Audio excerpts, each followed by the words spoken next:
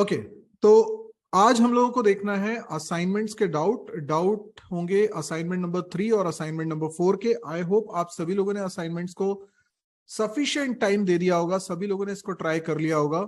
And make a note here कि आपको assignment 5 और 6 कल तक कंप्लीट कर लेना है, बिकॉज उसका डिस्कशन भी सैटरडे संडे की क्लास में इंक्लूडेड रहेगा। तो अगर आपने असाइनमेंट 5 और 6 अटेम्प्ट नहीं करे हैं तो प्लीज मेक श्योर कि कल तक आप पूरा अटेम्प्ट कर लीजिए, ताकि सैटरडे के क्लास में जब हम डिस्कशन करें तो दिक्कत ना जाए। सैटरडे के क्लास में हम लोग मेन क्लास का कंटेंट भी पढ़ेंगे और साथ में डाउट हैंडलिंग भी होगी असाइनमेंट नंबर 5 एंड 6 की। तो चलिए शुरुआत करते हैं। सबसे पहले मैं स्क्रीन अपनी शेयर कर देता हूं। तो ये था हमारा असाइनमेंट नंबर 3। यस, सभी को दिख रहा है? ओके, तो अब देख लीजिए, इसके एक एक क्वेश्चन को मैं बताने वाला हूं। यदि आप, मैं एक सीक्वेंस में चलूंगा 1 से लेके 10 तक।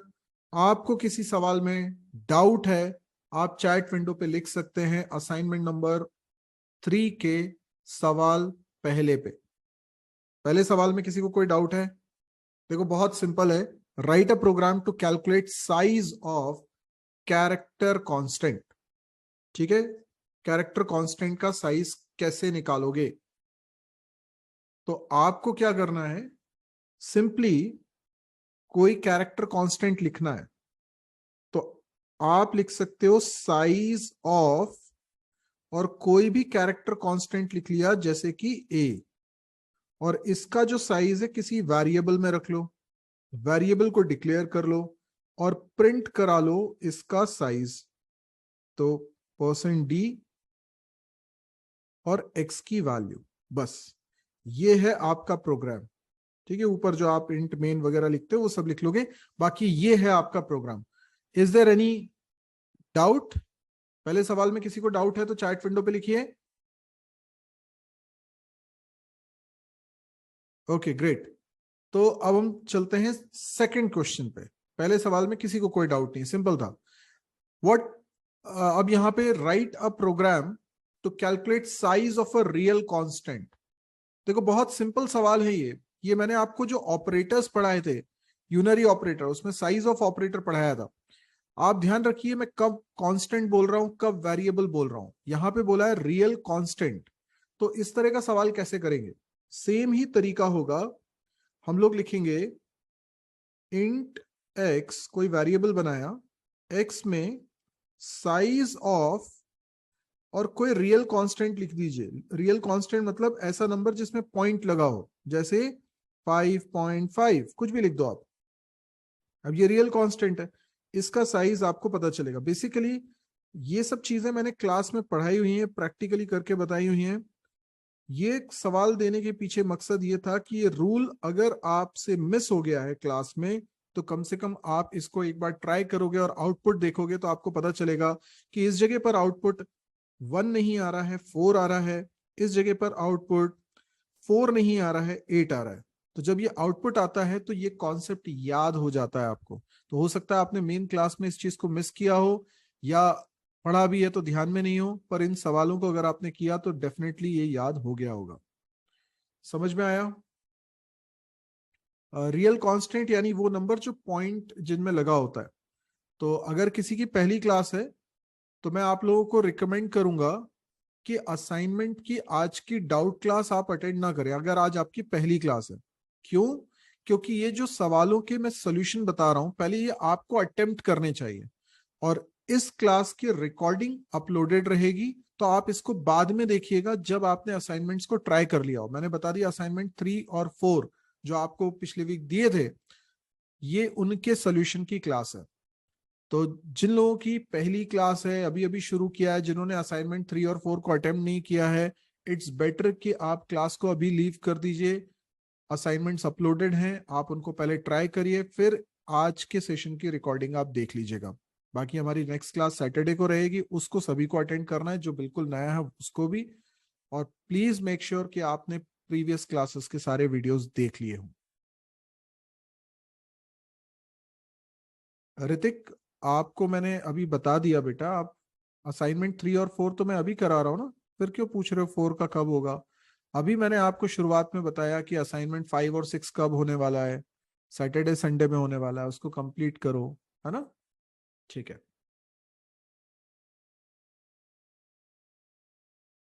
यस उज्जवल, बट आपने अगर असाइनमेंट नहीं करा है तो सॉल्यूशन देख लोगे तो फिर असाइनमेंट आपके लिए बेकार हो जाएगा।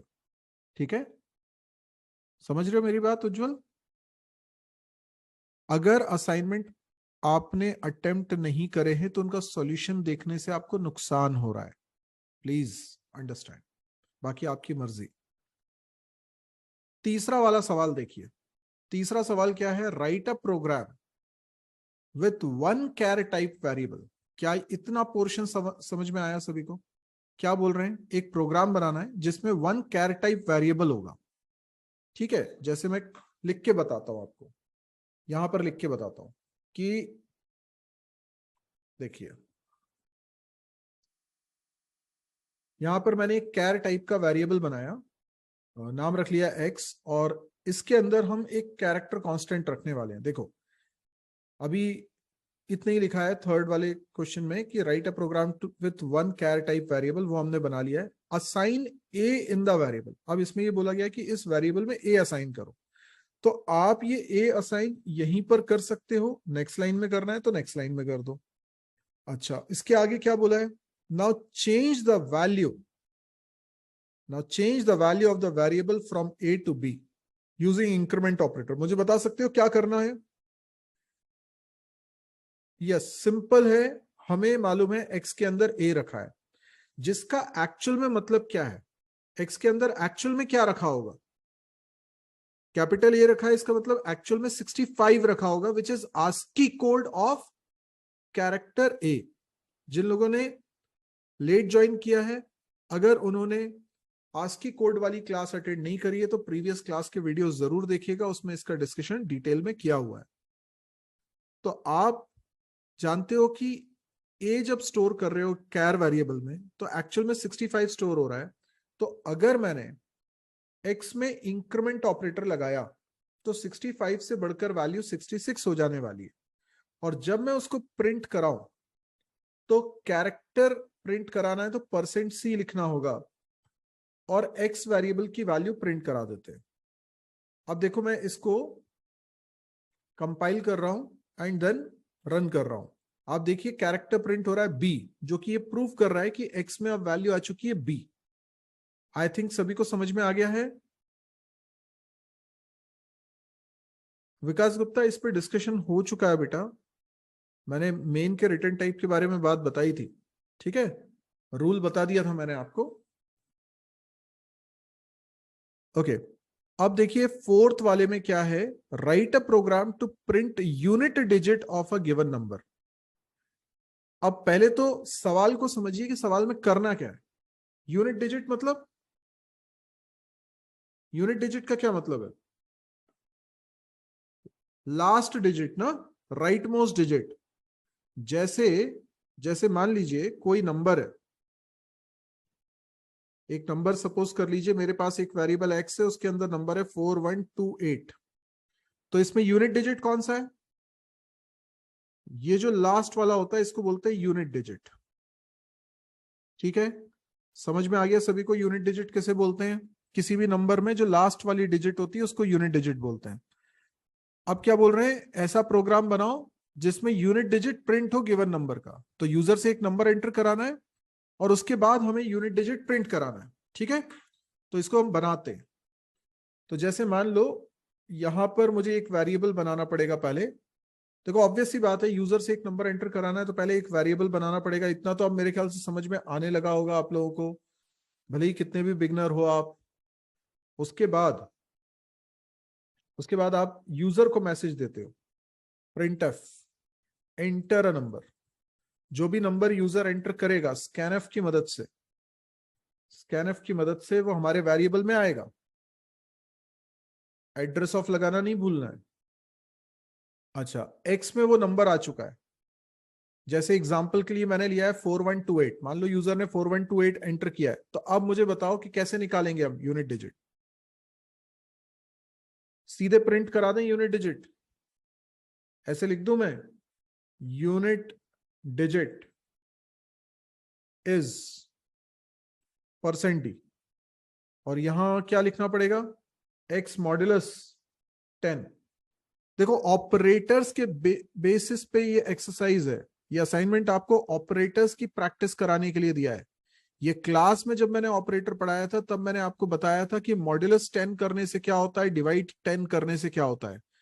जितने लोगों को ये याद था उन लोगों से ये सवाल बन ही गया होगा, आई बिलीव। यस और नो? रन करें।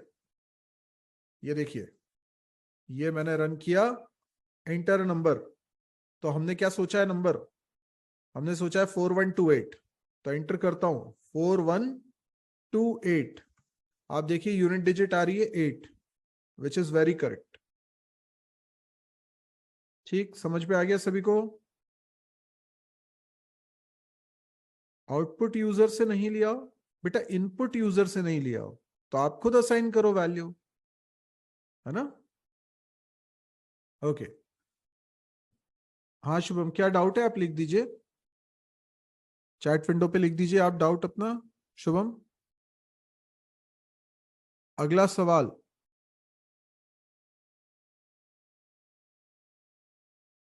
हाँ, खुद भी असाइन किया हो तो ऐसे ही करना है, बस प्रिंट ऑफ स्कैनफ हट आएगा, बाकी तो सेम ही है ना।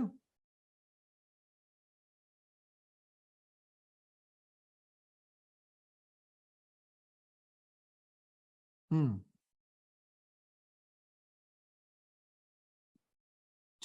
यस, बाकी सेम है। हाँ, 2 वेरिएबल से भी कर सकते हो। ठीक है ना, कोई दिक्कत नहीं है शुभम। दूसरा तरीका क्या यूज करा आपने बताओ? मॉड्यूलस ही किया होगा ना, कोई दूसरा तरीका तो है ही नहीं।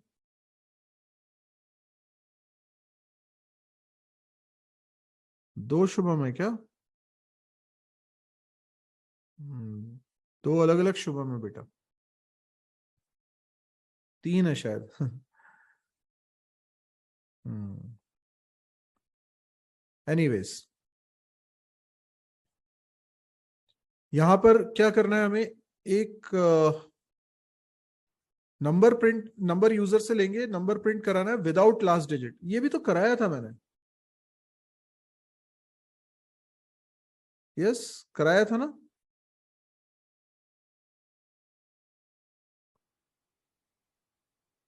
शुभम, तुम कह रहे हो तुमने अलग किया है, तुमने सेम ही किया है बेटा, सेम ही किया है, तुमने भी मॉड्यूलस 10 किया है, कोई और तरीका है ही नहीं। ठीक है, लेकिन तुमने नंबर यूजर से एंटर भी नहीं कराया और खुद भी असाइन नहीं किया है, इसलिए तुम्हारा गलत है। आप गार्बेज वैल्यू पे ऑपरेशन लगा रहे हो। ओके, सो फिलहाल ये पांचवा सवाल जो है उसमें हमें करना क्या है, हमें जैसे यूजर ने 4128 एंटर किया है, तो हमें यूनिट डिजिट यानी लास्ट डिजिट के बिना नंबर को प्रिंट कराना है। मतलब हमारा नंबर क्या बन जाना चाहिए, 412। तो अब हम जानते हैं x की वैल्यू 4128 से 412 कैसे बनेगी। तो सिंपल सा तरीका है, आप x में डिवाइड करते हैं 10 का, तो लास्ट डिजिट उसमें से रिमूव हो जाएगी, बिकॉज दोनों इंटीजर है। यस, और ये हम पढ़ चुके हैं, ये हमें ऑलरेडी आता है। तो मैं यहां पर x डिवाइडेड बाय 10 करूंगा, तो number number without last digit. चलिए करते हैं इसको। ये कंपाइल किया, ये रन किया, एंटर नंबर। तो मैंने एंटर किया 4128। आप देखो 412 प्रिंट हो रहा है, 8 हट गया है। क्लियर है सभी को, कोई डाउट तो नहीं है?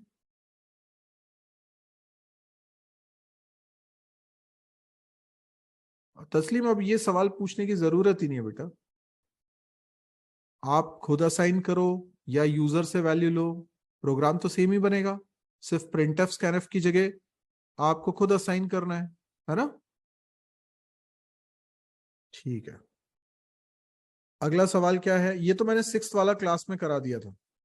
ठीक है, 7th वाला देखो।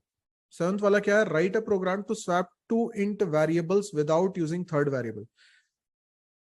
अगर आप लोगों को याद है तो 6 नंबर के सवाल पे मैंने काफी डिटेल में आपको समझाया था कि हमें कैसे प्रोग्राम को अप्रोच करना चाहिए। क्या आपको उस क्लास का बेनिफिट मिला है सवालों को करते वक्त?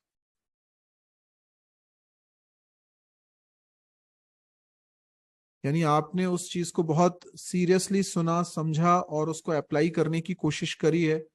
क्योंकि अक्सर स्टूडेंट बोलते हैं कि सर हमको तो लॉजिक ही क्लिक नहीं करता, और मैंने आपको उस दिन बता दिया था कि ये हमको कभी नहीं बोलना है।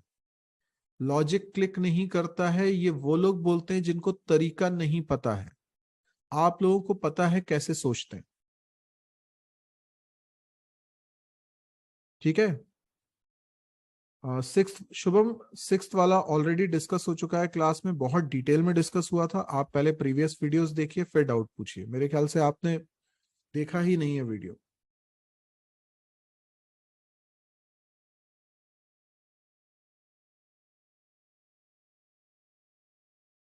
अगर, फिर बोल रहा हूं मुकेश, अगर आपने इन असाइनमेंट्स को ट्राई ना किया हो तो अभी क्लास को लीव कर दीजिए। आप पहले असाइनमेंट करें, उसके बाद इसको देखिएगा, ठीक है ना? चलो देखो, मैं ये कह रहा हूं कि 7th वाले सवाल के लिए जरूरी है कि 6th वाला सवाल आपने किया हो। कम से कम जो क्लास मैंने ली थी स्वैपिंग के ऊपर वो आपको अच्छे से पता हो, ठीक है? अब मैं आपको इसका सोल्यूशन समझाने की कोशिश करता हूं। देखो, हमें स्वैपिंग का प्रोग्राम बनाना है, ठीक है? अगर आपको ये बन गया है, मेरे एक सवाल का जवाब दो ऑनेस्टली। आपने विदाउट यूजिंग थर्ड वेरिएबल अगर ये प्रोग्राम बना लिया है, क्या आपने खुद सोचकर बना लिया या फिर आपको सॉल्यूशन याद था, पहले कभी पढ़ा था? यहां बहुत सारे लोग सॉल्यूशन को भेज रहे हैं। अगर तुमने अभी खुद सोचकर बनाया था तो आई अप्रिशिएट योर एफर्ट्स, और अगर पहले से याद था उसके बाद बनाया है तो मैं बोलूंगा कुछ भी फायदा नहीं हुआ, कोई फायदा नहीं हुआ, वेस्ट ऑफ टाइम, ठीक है? अब अगर मान लीजिए हम, आप में से कोई एक भी बंदा ये कहता है कि सर हमने ट्राई बहुत किया पर हमको लॉजिक क्लिक ही नहीं करा, मैं आपको फिर बोलूंगा कि जो प्रीवियस क्लास में मैंने आपको सिखाया था कि स्वैपिंग का कोड एक एग्जाम्पल देकर मैंने बताया था, 6 वाला सवाल जब एक्सप्लेन कर रहा था कि सोचते कैसे हैं, आपने उसको ठीक से समझा नहीं है इसलिए आपको बना नहीं है। मेरी बात 100% सही है, इस बात पे यकीन करो। आपने अगर उस क्लास को अच्छे से अटेंड किया होता तो गारंटेड ये बन जाता। अब क्लास में है 3 तरह के लोग। एक वो लोग हैं जिनसे ये सवाल इसलिए बन गया है क्योंकि उन्होंने पहले कभी कर रखा था, ठीक है? मैं उनसे बात नहीं कर रहा हूं। फिर दूसरे तरह के लोग हैं जिनसे ये सवाल बना ही नहीं। मैं उनसे कह रहा हूं कि आपके लिए आज का लेक्चर किसी काम का नहीं है, पहले आप प्रीवियस लेक्चर अच्छे से देखिए, उसको समझिए और फिर ट्राई करिए। तीसरे वो लोग हैं जिन्होंने प्रीवियस क्लास को अच्छे से समझा था, कैसे अप्रोच करना चाहिए वो समझा था, और पहली बार इस सवाल को किया और उनसे बन गया। I congratulate all of you.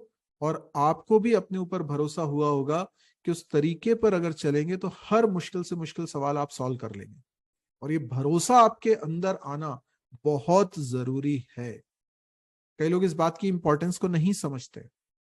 जब हमें भरोसा होता है कि हम सॉल्व कर सकते हैं तो हम ट्राई करते रहते हैं, और जिस पल हमें ये लगने लगता है कि ये तो मेरे से सॉल्व नहीं होगा, ये थॉट भी आया दिमाग में, तो आपको दिमाग में विचार आना ही बंद हो जाते हैं।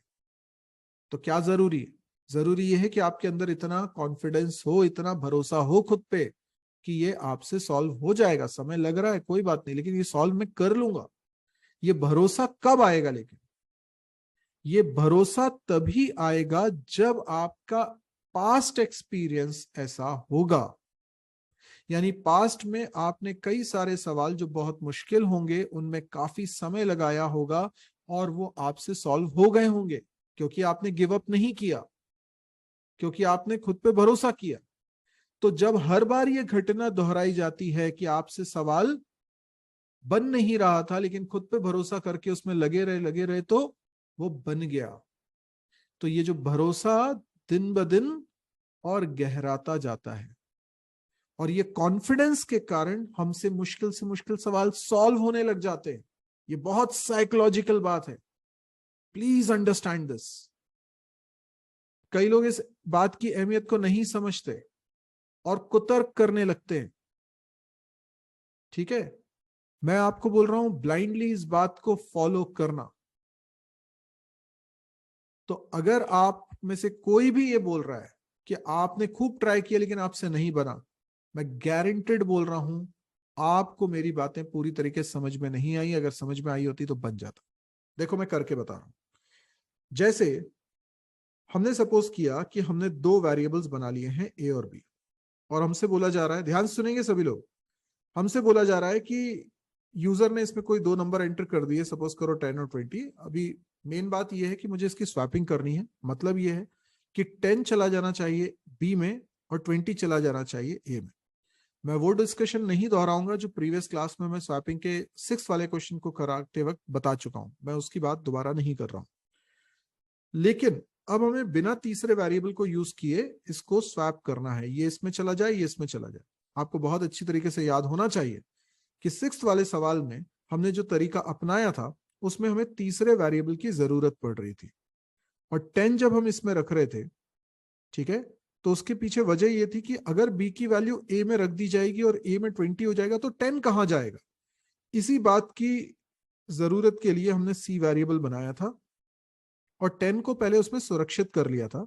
इसलिए सी में पहले ए की वैल्यू रख ली गई थी और उसके बाद ही ए के अंदर हमने बी वेरिएबल की वैल्यू रखी थी।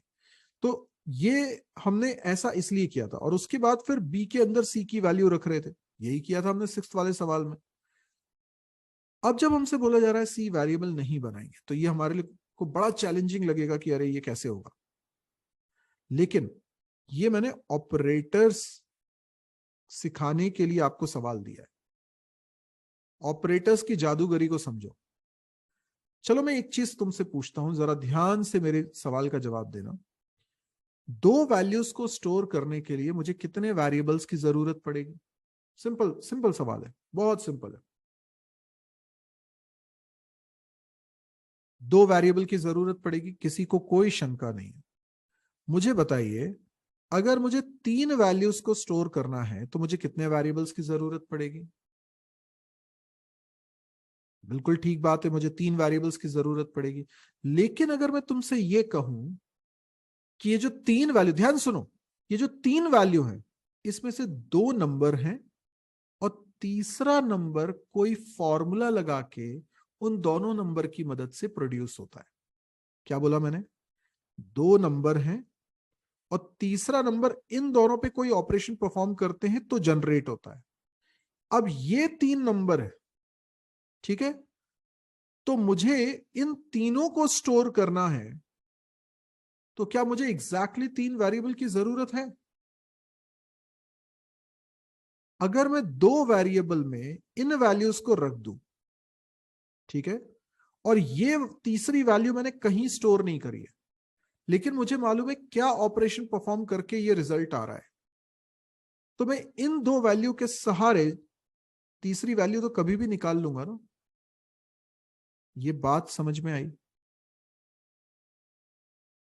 ओके, अगर आपको मेरी बात समझ में आई है तो मुझे बताओ, जैसे अगर a प्लस बी हमने एक ऑपरेशन किया, ठीक है, a और b में जो वैल्यूज रखी है, 2 नंबर रखे हुए, अभी मैं इन दोनों को सम करके एक तीसरा नंबर बना रहा हूं, राइट? अब ये तीसरा नंबर मैं किसी तीसरे वेरिएबल में रखने की बजाय अगर a में रख दूंगा, मेरे पास 2 ही वेरिएबल्स, तो a में क्या वैल्यू चली जाएगी बता सकते हो? a के अंदर क्या जा रहा है? a के अंदर 30 चला गया, समझ में आया? यहां लिख दे रहा हूं 30। अभी क्या स्थिति है डायग्राम में समझो। वेरिएबल 2 ही है मेरे पास, पर एक वेरिएबल में 30 है, एक वेरिएबल में 20 है। Now what is missing? क्या मिसिंग है? 10 मिसिंग है। Very good. 10 मिसिंग तो है, लेकिन क्या हम पता कर सकते हैं इन दो वैल्यूज के सहारे कि कौन सा नंबर मिसिंग है? समझ में आई मेरी बात सभी लोगों को? अगर मैं ए में से, ए कितना है 30, इसमें से बी माइनस कर दूं तो मुझे क्या नंबर मिलेगा? मुझे वही नंबर मिलेगा ना जो ए में रहता था। मिसिंग नंबर फाइंड आउट कर लिया ना हमने। मतलब मैं यही समझाने की कोशिश कर रहा हूं कि 3 वैल्यूज को रखने के लिए मुझे 2 वेरिएबल भी सफिशिएंट है, अगर तीसरी वैल्यू पहली 2 वैल्यू से मिलकर बनती हो। तो मुझे बताओ कि अगर मैंने a माइनस बी किया तो मुझे वो नंबर मिल गया ना जो कभी a में रहा करता था। ठीक है ना? जो कभी a में रहा करता था। अच्छा, स्वैपिंग करने का मतलब मुझे a की वैल्यू कहां पहुंचानी है? मुझे a की वैल्यू b में पहुंचानी है। यानी a माइनस बी करके मुझे वो नंबर मिला जो कभी a में रहा करता था, जिसको मुझे पहुंचाना है b में। देखो, यानी मैंने b के अंदर वैल्यू चेंज कर दी, अब उसमें 10 हो गया है।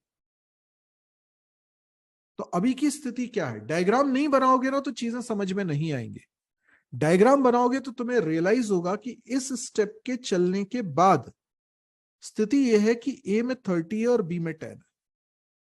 देखो, अभी भी मैं 2 ही इंफॉर्मेशन स्टोर कर पा रहा हूं, तीसरी इंफॉर्मेशन स्टोर नहीं है, लेकिन मैं उसको निकाल सकता हूं।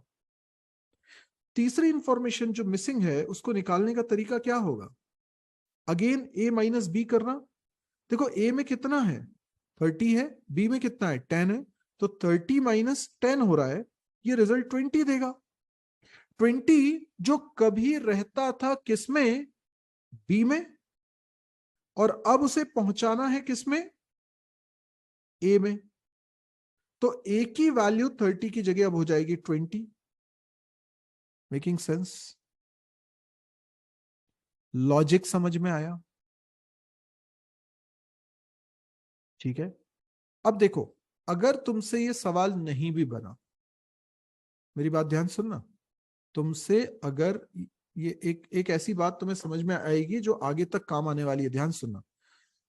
अगर तुमने मेरी प्रीवियस क्लास अटेंड करी थी और 6th वाले स्वैपिंग के प्रोग्राम को मैंने एक्सप्लेन किया था, तो तुमने अच्छी तरीके से समझ लिया था कि स्वैपिंग का प्रोग्राम कैसे बनाना चाहिए, और इनफैक्ट किसी भी प्रोग्राम को कैसे बनाना चाहिए वो तुम्हें समझ में आ गया था। विकास गुप्ता, मेरी बात ध्यान सुने, आप गलत बना रहे हैं, और ये सब चीजें मैं पहले पढ़ा चुका हूँ। प्रीवियस क्लास देखिए, उसके बाद ही कमेंट करना बेटा, नहीं तो आप क्लास को डिस्टर्ब कर रहे हो। ठीक है? तो मैं क्या कह रहा था? मैं ये कह रहा था कि प्रीवियस क्लास अगर आपने अच्छे से अटेंड करी है तो आपको बहुत अच्छी तरीके से मालूम है किस तरीके से प्रोग्राम को अप्रोच करते हैं। आपने पूरी मेहनत करी, स्वैपिंग का ये वाला program without using third variable आपसे नहीं बन रहा। आपने घंटों लगा दिए, नहीं बन रहा। पर वो जो घंटों लगाए आपने, उसमें बहुत कुछ सीखा होगा। भले ही वो सवाल नहीं बना होगा, लेकिन बहुत कुछ ऐसा जो पहले समझ में नहीं आता था, अब समझ में आने लगा। कुछ ऐसा हुआ था आपके साथ? अगर आपने ईमानदारी से ऐसी कोशिश करी थी तो। भले ही मैं बोलता हूं ये आंसर पे तुम नहीं पहुंच पाए, कोई बात नहीं, लेकिन अगर तुमने ईमानदारी से प्रीवियस क्लास अटेंड करी, समझी और इसको ट्राई किया, 1 घंटा दिया, 2 घंटा दिया, फिर भी सॉल्व नहीं हुआ, ठीक है, तुमने गिव अप कर दिया, थोड़ा जल्दी गिव अप कर लिया, और कोशिश करना था। पर तुमने जितना भी समय दिया, कुछ कुछ नई बातें तुमने सीखी होंगी, जरूर सीखी होंगी। और उतनी मेहनत करने के बाद आज जब मैं इसका सॉल्यूशन बता रहा हूं, तो तुम्हारे को ये सॉल्यूशन जानने में ज्यादा इंटरेस्ट है, बिकॉज तुमने उस पर बहुत टाइम दिया था। और अब जब तुम्हें इसका सॉल्यूशन समझ में आया है, तो तुम प्लस और माइनस ऑपरेटर के बारे में थोड़ा और बेहतर समझने लगे हो कि प्रोग्रामिंग में ऐसा भी कुछ किया जा सकता है। और ये जो तुम्हारे जहन में बैठ गई ना बात, ये ना जाने कब कौन सा प्रोग्राम बना रहे होगे और तुम्हारे काम आ जाएगी। है ना? हमारी जिंदगी में जो कुछ भी होता है वो सब एक्सपीरियंस हमारे दिमाग में रहता है, और जीवन में किसी भी पड़ाव पे हम जिस तरीके से रिएक्ट करते हैं वो हमारे पास्ट एक्सपीरियंस पे ही डिपेंड करता है, हमारे नॉलेज पर ही डिपेंड करता है। उसी आधार पे हम चीजों को लेते हैं, परसेप्शन बनाते हैं, उस पर रिस्पॉन्ड करते हैं। तो आप जो भविष्य में सोचने वाले हैं, नए नए प्रोग्राम्स को आप अटेम्प्ट करेंगे, उस समय भी ये चीजें आपके दिमाग में थी तो तुम सॉल्व कर पा रहे होगे। अब सोचो, ये मैंने बता दिया है, मेरा ये सोचना है कि 8th 9th 10th आज मैं डिस्कस ना करूं, इसलिए क्योंकि अभी मैंने 2 वैरायटी स्वैपिंग की आपको बता दी। मैं चाहता हूं कि जिन लोगों ने अभी भी ठीक से ट्राई नहीं किया, उन लोगों को एक मौका और मिले। ठीक बात है, क्योंकि अभी उनको समझ में आया कि हाँ, विदाउट यूजिंग थर्ड वेरिएबल हो सकता है। अब 8 9 10th और ट्रिकी हो रहे हैं, तो मैं चाहता हूं वो ट्रिकी सोचना सीख जाए। कुछ लोगों ने सॉल्व कर लिया, बहुत अच्छी बात है, पर जिन्होंने नहीं सॉल्व किया, अटेम्प्ट नहीं करा, मैं इन सवाल को उनके लिए खराब नहीं करना चाहता। मैं चाहता हूं कि एक बार और ट्राई करूं। नहीं बनता है कोई बात नहीं, मैं सैटरडे को इनका सोल्यूशन बता दूंगा। क्लियर है? हाँ, तो 8 9 10 नहीं बना ना, अभी और ट्राई करो। और अगर गिव अप करने की इच्छा है तो तुम मेरे स्टूडेंट नहीं हो। ठीक है? 8 9 10 खूब अच्छे से ट्राई करो, बनना चाहिए तुमसे। सैटरडे को मैं इनका सोल्यूशन बता दूंगा, इन तीनों का।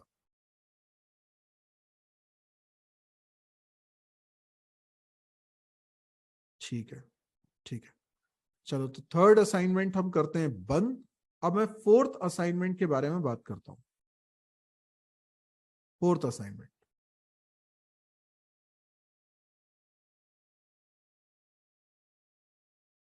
ठीक, फोर्थ असाइनमेंट करके बता रहा हूं। फोर्थ में पहला वाला सवाल देखो, write a program to input a 3 digit number and display the sum of the digits. क्या लगता है आपको ये मुश्किल है? क्या क्या बोल रहे हैं, सवाल समझ में आया आप लोगों को? राइट अ प्रोग्राम, पहला सवाल देखिए, write a program to input a 3 digit number. तो पहले तो यूजर से एक नंबर एंटर करवाना है। सपोज करो यूजर ने एंटर किया है 3 डिजिट का नंबर 542। क्लियर है? अब आपको क्या डिस्प्ले करना है? इन डिजिट्स का सम। आपको 3 नंबर नहीं एंटर करवाने हैं संदीप, ध्यान रखना। 3 नंबर नहीं एंटर करवाने हैं, आपको एक ही नंबर एंटर करवाना है। कई लोगों ने इसको गलत समझ लिया है। कई लोगों ने सोचा है कि हमें 3 नंबर एंटर करवाने हैं। जी नहीं, एक ही नंबर एंटर करवाना है, उस नंबर में 3 डिजिट होंगी। नंबर और डिजिट में फर्क समझते हैं? जैसे जैसे एग्जाम्पल के लिए मैंने एक नंबर लिया एक्स में 542। अब ये नंबर में कितनी डिजिट्स हैं? 1 2 3। तो ये नंबर कितना है? एक नंबर है, एक नंबर है। पर इसके अंदर डिजिट्स कितनी है? 3 डिजिट्स है। बात समझ में आई? नंबर कैसे बोलते हैं और डिजिट्स कैसे बोलते हैं। तो हमें डिजिट्स काउंट करके बता, डिजिट्स का सम करके बताना है कि क्या होगा। तो मतलब 5 + 4 + 2 करना है। अब कई लोगों ने क्या किया, कई लोगों ने ये किया कि 3 वेरिएबल्स बना लिए और यूजर से 3 नंबर एंटर करा लिए और उनको प्लस कर दिया। गधे हो बेटा, तुमको बात समझ में नहीं आई, सवाल समझ में नहीं आया। सवाल ये है कि नंबर एक ही होगा। अभी क्लियर है? अब ये सवाल मैंने दिया, बताओ इसको कैसे करेंगे।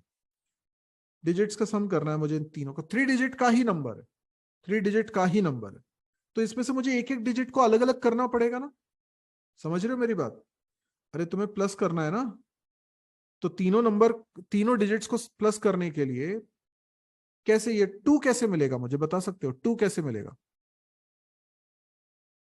2 कैसे मिलेगा? 2 मिलेगा जब आप x मॉड्यूलस 10 करेंगे। बोलो ये सीखा कि नहीं सीखा? पिछले असाइनमेंट में ये सवाल था। तो देखो, ऐसा नहीं है कि वो सवाल जो आपने करा वो बेकार है। एक्स मॉड्यूलस 10 वाला जो सवाल प्रीवियस असाइनमेंट में था ना, बड़ा इंपॉर्टेंट था। ना जाने कितने सवालों में इसकी जरूरत पड़ने वाली है, कभी भी लग जाता है ये, इसलिए बड़ा इंपॉर्टेंट है। तो देखो, ये एक्स मॉड्यूलस 10 मैंने लिख लिया। अब मुझे 4 चाहिए। 4 कैसे निकालूंगा? 4 कैसे निकालूंगा? ऋतिक गलत कर रहे हो बेटा, गलत है आप। Yes Manish, good. यस, काफी लोगों ने सही बताया पर कुछ लोगों का गलत भी है। ये बीच वाली डिजिट मुझे निकालनी है ना, तो बीच वाली डिजिट आपने, जिनका भी गलत हुआ है आप ऑपरेटर्स पे और प्रैक्टिस करो। आपने बिल्कुल मेहनत नहीं करी है। ऐसे नहीं हो रहा गूगल में सिलेक्शन, फैंग कंपनीज में ऐसे नहीं होगा सिलेक्शन, मेहनत करनी पड़ेगी। एक्स में अगर मैंने डिवाइड कर दिया 10 का तो क्या बचेगा? 542 की जगह क्या बचेगा? 54 बचेगा। 54 में अगर मॉड्यूलस 10 कर दूं तो 4 आ जाएगा। समझ में आ रहा है ना? देखो, डिवाइड और मॉड्यूलस की सेम प्रायोरिटी होती है, तो डिवाइड ऑपरेटर क्योंकि लेफ्ट में है इसलिए वो पहले सॉल्व होगा। क्लियर? तो ये 4 आ जाएगा, इससे इससे आ जाएगा 2, इससे आ जाएगा 4। अच्छा, 5 बनाने के लिए क्या करें? x को डिवाइड करें 100 से। 100 से डिवाइड करेंगे तो क्या होगा? 5 आएगा। यस, तो 5 आ गया। बस ये तरीका है। इसको प्रिंट करा दो, इसका रिजल्ट चाहो तो किसी वेरिएबल में रख लो और चाहो तो डायरेक्ट प्रिंट करा दो। It is up to you. Clear? Second वाला सवाल, write a program to find ASCII code of the character plus. क्या मुश्किल है बताओ? बहुत ही सिंपल है। आपको यूजर से कुछ भी एंटर नहीं करवाना है क्योंकि बता दिया गया है कि कौन से कैरेक्टर का आस्की कोड निकालना है। तो बताओ कैसे करेंगे प्रोग्राम? यूजर से कुछ एंटर नहीं करवाना है। तो एक कैर वेरिएबल बना लिया और उसमें ये कैरेक्टर रख लिया प्लस। ठीक है, और अब मुझे इसका आस्की कोड जानना है। क्या करेंगे? Okay, ASCII code is %d लगाया और यहां क्या लिख दें? x। आपको मालूम है ना, कैर वेरिएबल की वैल्यू अगर %d लगाकर प्रिंट कराएंगे तो वो उसका आस्की कोड प्रिंट कर देगा जो कैरेक्टर उसके अंदर रखा हुआ है। चलो देखो, ये मैंने कंपाइल किया, ये रन किया। ASCII code is 43, so plus का आस्की कोड होता है 43। चलिए अगला सवाल देखिए, write a program to print the size of an int, a float, a char and a double type variable. बन जाएगा? करा चुका हूं ऑलरेडी। क्या करना है आपको इसमें? आपको वेरिएबल्स बनाने। एक कैर टाइप का वेरिएबल बना लीजिए, एक फ्लोट टाइप का वेरिएबल बना लीजिए, एक इंट टाइप का वेरिएबल बना लीजिए, एक डबल टाइप का वेरिएबल बना लीजिए। ठीक है, अब आप प्रिंट करा दीजिए, print F %d size of x। इसी तरीके से print F %d size of y। Print F %d size of a। हम वेरिएबल्स के साइज निकाल रहे हैं और हमसे बोला गया अलग अलग टाइप के वेरिएबल्स बना दो, तो हम हर एक टाइप के वेरिएबल का साइज यहां पर फाइंड आउट कर रहे हैं with the help of size of operator. Simple. Okay, अगला सवाल है, राइट, फोर्थ वाला बना आपसे, write a program to make the last digit of the given number as 0। Okay, मतलब एग्जांपल भी दिया है। देखो, एक्स में वैल्यू अगर 2345 है तो 2340 हो जाना चाहिए। यार मुझे लगता है ये तो बहुत ही इजी है। पता है, मैंने जानबूझ के सवाल बहुत इजी रखे क्योंकि इस स्टेज पे अगर आप इस तरह के बहुत सारे सवाल कर लेते हैं, दैट मीन्स आप सिस्टमेटिकली पढ़ रहे हैं। कई लोग ऐसे भी होंगे जिनसे ये सवाल भी नहीं बन रहे। आपको लगेगा कि अरे ये सवाल तो सभी से बन जाएगा, लगेगा ना? लेकिन क्लास में ऐसे भी कुछ लोग होंगे जिनसे ये सवाल नहीं बन रहा होगा। आपको मालूम है ये वो कौन लोग हैं जो क्लासेस ठीक से अटेंड नहीं कर रहे, जो नोट्स प्रॉपरली नहीं बना रहे, जो कहीं ना कहीं गलती कर रहे, इसलिए उनसे नहीं बन रहे। नहीं तो ये सवाल सबको बनेंगे। ठीक है, बन गया ना? मैं आपको सिर्फ लॉजिक बता देता हूं कि हमारे पास जैसे x में क्या नंबर है, 2345 है, और हमें क्या करना है, लास्ट डिजिट को 0 करना है। क्या कर सकते हो, एक तरीका तो ये हो सकता है कि x में डिवाइड कर दो 10 का, x में डिवाइड कर दोगे 10 का तो ये 234 हो जाएगा, यस, और फिर मल्टीप्लाई कर दो 10 का, तो ये इसमें 10 का मल्टीप्लाई कर दोगे तो ये 2340 हो जाएगा। तो ये करना है आपको, ये x में असाइन कर देना। आया क्या समझ में सभी को? पहले डिवाइड करो x में, फिर मल्टीप्लाई कर देना। अगला सवाल, फिफ्थ वाला, write a program to input a number from the user and also input a digit. मतलब यूजर से एक्चुअल में दो चीजें इनपुट करानी है, ठीक है। पहली चीज क्या है, एक नंबर, दूसरी चीज क्या है, एक डिजिट। नंबर और डिजिट में क्या फर्क होता है ये मैंने आपको अभी बता दिया है, ठीक है। नंबर जैसे एग्जांपल में दिया है 234, और डिजिट जैसे मैंने दी है 9, ठीक है।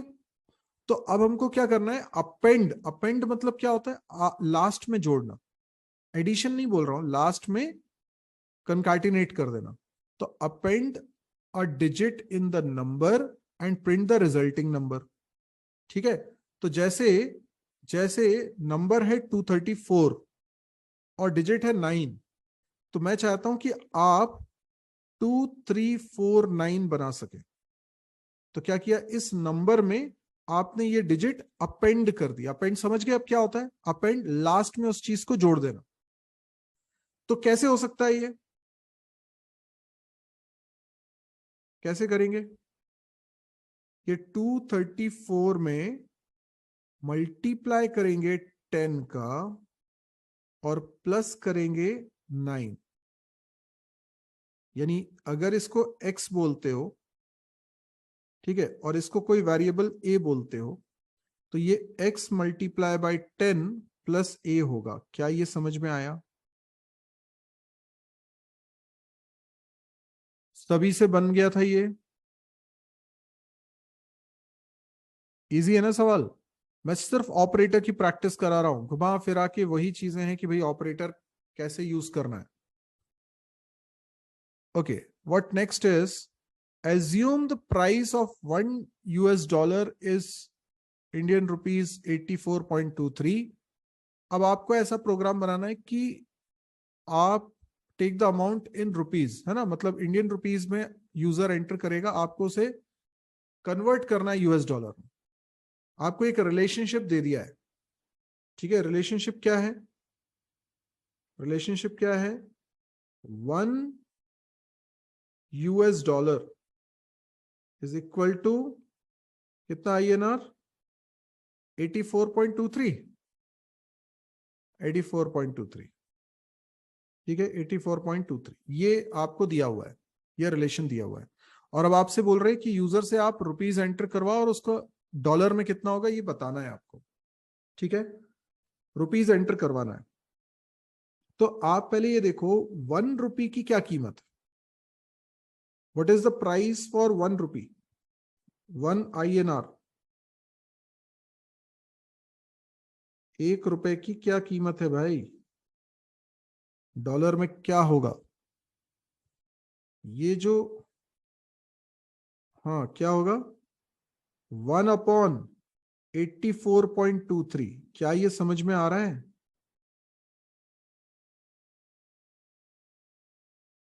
1 रुपी मतलब इतना डॉलर। अब यूजर से क्या एंटर करवाना है, ये सिंपल मैथमेटिक्स है। अब ये जो मैथमेटिक्स है इसको यूनरी मेथड भी बोलते हैं।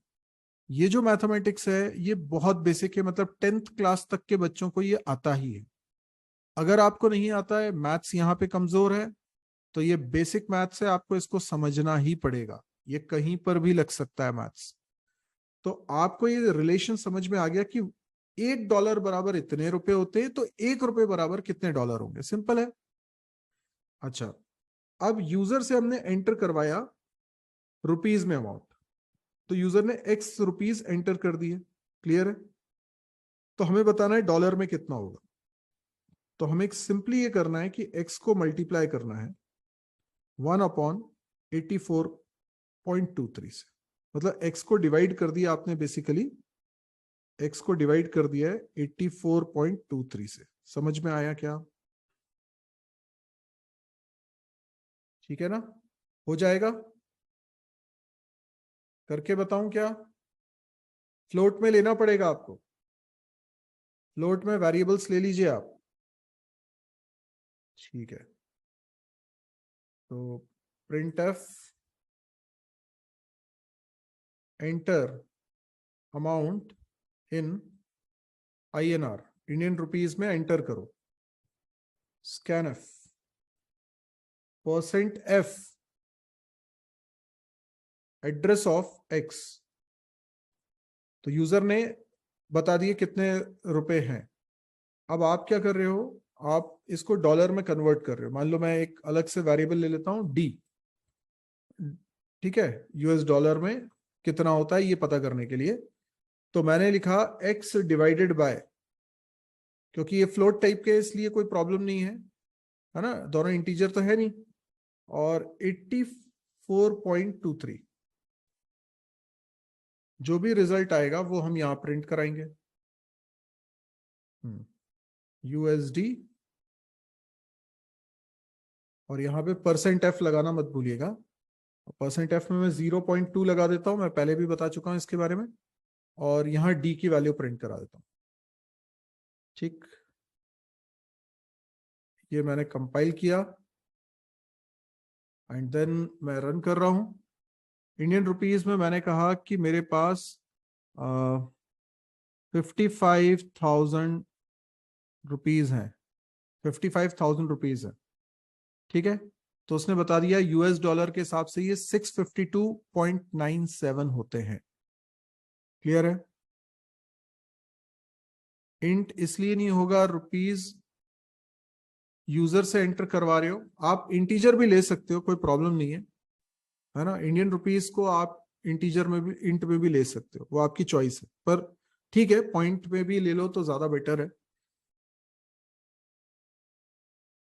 ओके, 6 समझ में आ गया सभी को अच्छे से? 7th वाला देखें। Write a program to take a 3-digit number from the user and rotate its digit by 1 position towards the right. कुछ लोग ऐसे हैं जिनको ये सवाल ही समझ में नहीं आया था, है ना, कुछ लोग ऐसे। देखो सवाल समझो पहले, मैंने जानबूझ के इसमें एग्जाम्पल नहीं दिया था, मैं चाहता था कि आप सोचो, 10 बार पढ़ो और समझो क्या लिखा हुआ है। ठीक है, पहले तो नंबर क्या है, 3-digit नंबर है। यस, तो यूजर ने एक नंबर एंटर किया है, सपोज करो 472, 3-digit नंबर है ये। ठीक है, अब वो आगे क्या बोल रहे हैं, इसमें बोल रहे हैं 3-digit number from the user and rotate, देखो यहां से पढ़ना चालू करो, rotate its digits by 1 position towards right. Rotate जब भी बोल रहे हैं तो इसका मतलब है हम इसको सर्कुलर इमेजिन कर रहे हैं। सर्कुलर समझते हो? इस पे 4 है, 7 है, 2 है, तो 2 के बाद वापस क्या आ जाएगा, 4 आ जाएगा ना, सर्कल में है ना, जैसे फैन की ब्लेड्स होती है ना, फैन की ब्लेड्स होती हैं, तो वैसे ही 2 के बाद वापस से 4 आ जाएगा। और अगर हम इस डायरेक्शन में जा रहे हैं और दूसरे डायरेक्शन में जाओगे तो 4 के बाद 2 आ जाएगा। ठीक है, अब मुझे क्या करना है, इसमें डिजिट्स को राइट में रोटेट करना है, टुवर्ड्स राइट, टुवर्ड्स राइट मतलब इस डायरेक्शन में। तो क्या होगा, क्या होगा भाई, ये होगा ना कि 4 जो है वो इधर आ जाएगा, 7 जो है वो इधर आ जाएगा, और 2 जो है वो इधर आ जाएगा। यही हुआ ना रोटेट होने के बाद। मतलब इस नंबर को अगर देखें तो 4 आगे चला गया, 7 उसके आगे चला गया, और 2 जो है वो घूम के इधर आ गया। आया क्या समझ में? 247 आ गया। तो अब ये कैसे निकालेंगे, आपके पास नंबर है x, आपके पास x है, 472 है उसमें, उसमें से अगर मैं मॉड्यूलस 10 कर दूं, मॉड्यूलस 10 कर दिया तो मुझे क्या मिल जाएगा बताओ? अगर मैंने मॉड्यूलस 10 कर दिया x में तो मुझे क्या मिलने वाला है? मुझे मिलने वाला है 2, ये मिल गया मुझे 2। ठीक है, बहुत बढ़िया। अच्छा, और मुझे क्या चाहिए, मुझे चाहिए कि x डिवाइडेड बाय 10 हो जाए। अगर x डिवाइडेड बाय 10 हो जाएगा तो क्या मिल जाएगा यहाँ पर, 47। यस, 47 मिल जाएगा। ठीक है, और अगर मैं इसमें मल्टीप्लाई कर दूं 100 का, तो ये 200 हो जाएगा। सही है, और इसमें ये ऐड कर दूं तो 200 में 47 ऐड हो जाएगा, तो ये 247 बन जाएगा। यस और no? This should be your answer. ठीक, तो आप लिखेंगे printf %d x modulus 10 multiply by 100 plus x by 10 हो गया। इसके ऊपर आपने लिखा होगा printf scanf, user से एक नंबर एंटर करवाया होगा, x में रखवाया होगा, बस इतना ही तो था। आया क्या समझ में? ये कई लोगों से नहीं बन रहा था। चलिए 8th वाले को देखिए। 8, 9, 10 तो बहुत इजी था, मैंने सिंपली इसमें पूछा है कि इससे क्या वैल्यू स्टोर होने वाली है। बना आपसे 8th वाला? 8th वाला सवाल बन गया। x में असाइन क्या होगा? ये सब मैंने ऑपरेटर्स पढ़ाते वक्त आपको बहुत अच्छे से समझाया था। अगर आपने उस समय ध्यान दिया था तो आपसे सही बन गया है, उस समय आपने ध्यान नहीं दिया तो आपसे गलत हो सकता है। तो प्रीवियस क्लासेस अगर नहीं अटेंड करी हैं तो उसको जरूर देख लीजिएगा एक बार। देखो मैं करके बताता हूं। सबसे पहले 8th वाले सवाल में इस एक्सप्रेशन के अंदर कितने ऑपरेटर्स हैं? 1, 2 और 3, राइट? तीनों में से पहले कौन सा चलेगा? ये वाला। तो इसको सॉल्व कर लेते हैं। 10 ग्रेटर देन 8, क्या रिजल्ट आएगा इतने पोर्शन का? ट्रू। ट्रू मतलब 1। तो ये 1 ग्रेटर देन 4 लिखा हुआ है, विच मीन्स फॉल्स। फॉल्स मतलब 0 जाएगा x के अंदर, तो आंसर इज 0। क्लियर है सभी को? 9th वाला सवाल देखते हैं। 9th वाले में क्या है, यहां पे नॉट ऑपरेटर लगा है। तो ये मैं सिमिलर टाइप का प्रॉब्लम आपको करा चुका हूं। तो आपको याद है ना कि 2 अकेला ऑपरेंड, ग्रेटर देन को पहले मत सॉल्व कर देना, पहले नॉट सॉल्व होगा। तो ये नॉट 2 इतना पोर्शन पहले सॉल्व करो। 2 को क्या माना जाएगा? क्योंकि वो नॉन जीरो नंबर है इसलिए ट्रू। 2 का मतलब क्या हो गया? ट्रू हो गया। तो नॉट ट्रू पर जब लगता है तो रिजल्ट आता है फॉल्स, और फॉल्स का मतलब होता है 0। इस हिसाब से इस जगह पर 0 आ चुका है। 0 ग्रेटर देन -2 लिखा हुआ है, विच इज एक्चुअली ट्रू, है ना? 0 बड़ा होता है -2 से, तो आंसर आया 1। क्लियर? 10th वाला सवाल देखिए। यहां पर जब एंड ऑपरेटर लगा है तो एक लेफ्ट में एक्सप्रेशन लिखा है और एक राइट में एक्सप्रेशन लिखा है। पहले हमेशा कुछ भी हो जाए, देखो कई लोगों को शायद गलत फहमी है, मिसकंसेप्ट है, ध्यान से सुनना मेरी बात। कई लोगों को लगता है कि अगर इस वाले एक्सप्रेशन में ऐसा ऑपरेटर लगा हो जो ज्यादा प्रायोरिटी का है तो हम इसके पहले इसको सॉल्व करेंगे, जो कि गलत बात है। ऐसा नहीं होता। ये एक्सप्रेशन ही पहले चलेगा चाहे यहां कोई भी ऑपरेटर लगा, इस जगह का एक्सप्रेशन ही पहले चलने वाला है। This is a rule. तो जब इस एक्सप्रेशन को तुमने इवेलुएट किया तो 3 less than 0 is false. Yes और नो? 3 छोटा होता है, ये फॉल्स है। फॉल्स मतलब 0।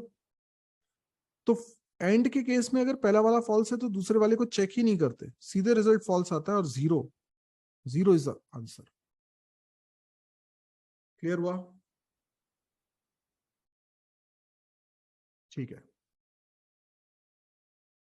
अभी हमने दोनों असाइनमेंट्स देख लिए हैं। थर्ड असाइनमेंट के लास्ट के मैंने 3 सवाल छोड़े हुए हैं, जिसको मैं सैटरडे को पहले कराऊंगा। सैटरडे को जो हमारी क्लास रहेगी उसमें नया टॉपिक स्टार्ट होना है, लेकिन नया टॉपिक स्टार्ट होने से पहले मैं असाइनमेंट 3 के बचे हुए 3 सवाल कराऊंगा। असाइनमेंट 5 के सारे डाउट्स बताऊंगा। ठीक है? असाइनमेंट 5 इफ एल्स पर बेस्ड था। इफ एल्स अगर अच्छे से नहीं आता होगा तो नए टॉपिक में आपको दिक्कत जाएगी। अगर किसी ने लेट भी ज्वाइन करा है इस बैच को, या किसी ने प्रीवियस क्लासेस मिस करी हुई है, मैं रिक्वेस्ट करता हूं, अगर तुम चाहते हो कि तुम्हारा कॉन्फिडेंस बना रहे, तुम्हें डिप्रेशन ना आए, तुम्हें मजा आए कोडिंग में, तुम्हारे पैसे वसूल हो, तो जरूरी है सैटरडे से पहले तुम प्रीवियस लेक्चर्स देख लो। असाइनमेंट खुद से सॉल्व करना बेटा, बिल्कुल भी किसी से पूछना नहीं सॉल्यूशन, खुद मेहनत करना।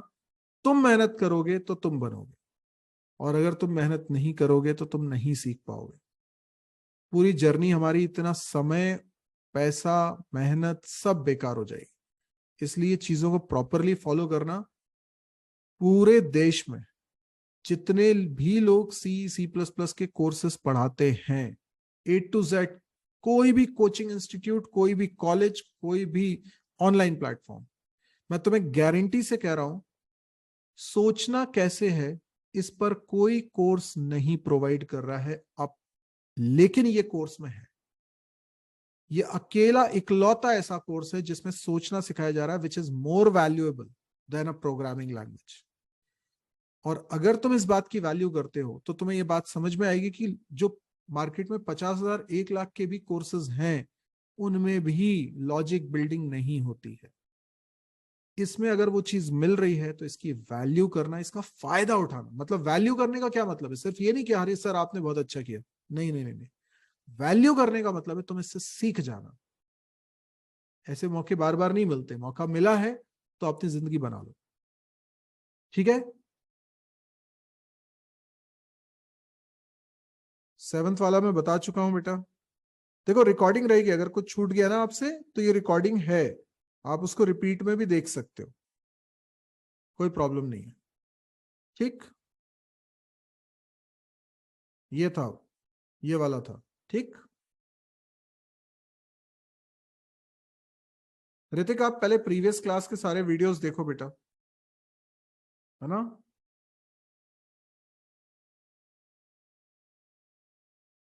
ओके, तो अभी मैं क्लास एंड करने वाला हूं।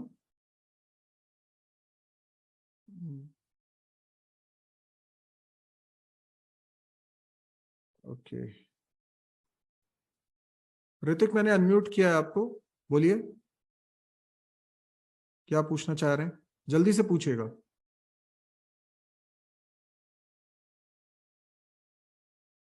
ऋतिक माइक ओपन कर हेलो दिया है। हेलो हाँ ऋतिक बताओ बेटा। सर, मैंने सर जो प्रोग्राम बनाया है ये आप सर गलत बता रहे हो। आपने सीधे सर करली मैंने ब्रैकेट लगाया, करली ब्रैकेट के अंदर कोड लिखा हुआ है।